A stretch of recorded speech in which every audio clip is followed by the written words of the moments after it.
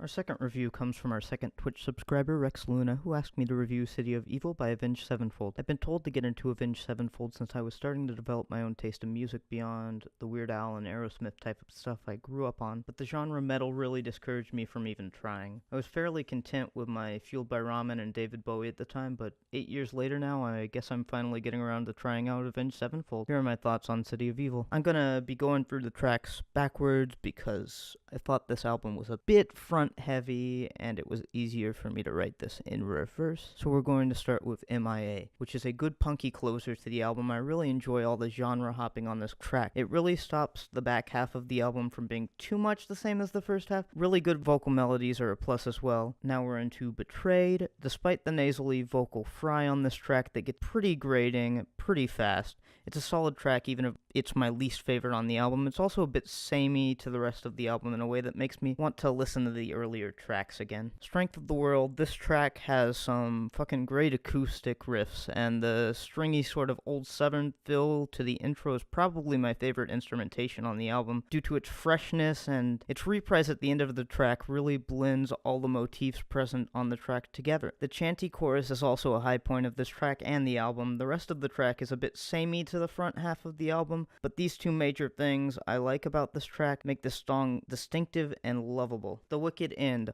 A lot of the feels I get from the motifs on this track are repeats from earlier on the album outside of the two opening riffs that I am 100% in love with, making repeat listens to this track worth it. Sidewinder. The distinction between more distorted and more clean tones on this track is extremely strong, and not separated into sections, instead coexisting here, sometimes adding in some really subtle piano, making for some of the most unique sections without genre hopping on this album. Seize the Day. I enjoy this track, especially the piano. The vocals get a bit aggro-nasal for me and chewy at times, kind of ruining the heartfeltness of the lyrics. I would absolutely love this track with a super clean guitar solo doing the vocal melodies and harmonies instead of the way it presented here. Trashed and Scattered. I love this track. This is the one song from the album where the vocal fry goes full blown and still manages to make me love it. There are a lot of obvious things to like here, from the lyrics to the forefront of the instrumentation, but subtle things like the guitar-bass duets under the vocals during the ends of the verses, and vocal harmonies doing what would normally be power chord progressions really make this track for me. Backcountry. This song is good, a bit disjointed and schizophrenic, but I'm pretty sure that's the intent. I love the pure poppy funky chorus over the metal instrumentation. The post-chorus is a bit flat for me though. Burn It Down and Blinded and Changed. I consider this to be a two-song suite. Sometimes I would include the opener Beast and the Harlot with it, but it motif-wise doesn't really fit. You can listen to the songs separately, but they're fully intended as a pair, with the lead-in and the short length of Burn It Down compared to the rest of the album. I like the motifs from both of these tracks, especially the diversity of the vocals and the drum lead-ins. Beast and Harlot. This song is pretty great. I really enjoy the distinction of the chorus and the verses via the cleans in the chorus and the post-chorus solo. A good hair metal-y pop metal opener. I really like how much variance there is with the instrumentation on this album inside of single tracks.